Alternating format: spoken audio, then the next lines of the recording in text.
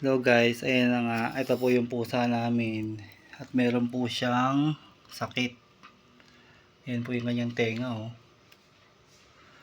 Ngayon, gagamutin ko po yan gamit yung ito, kita mo nga, ivermectin. Yan. Marami na po akong pusa na nagkaroon ng ganyang sakit. Ayan lang po yung ginagamot ko. Kaso nga lang po, konti lang pong lagay niya na. Papakita ko po kung paano. Yan, lagyan mo na. Kahit anong klaseng wet food po gamitin nyo ha. Dadakot lang kayo ng konti. Pwede nga mas konti pa pero pwede na yan. Sige. Pang ano lang po ito sa gamot ha. Mas magandang ganyan lang. O kaya mas konti pa. Mas konti pa sana para makain niya Bawasan mo. Kahit yung maliit lang na yun Yan.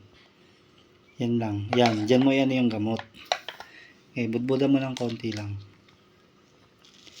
Baga kasi sinama mo sa pagkain tas madami, baka kasi hindi niya maubos yung pagkain.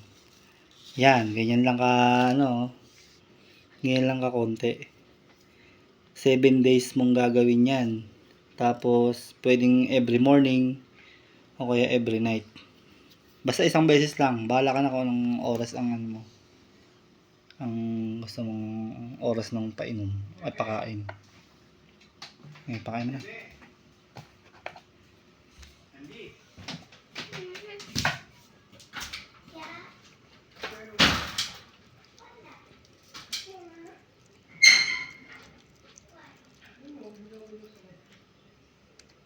Ba't inano mo pala dyan? Dapat dito mo pinakain. Pasensya na, yung assistant ko mali.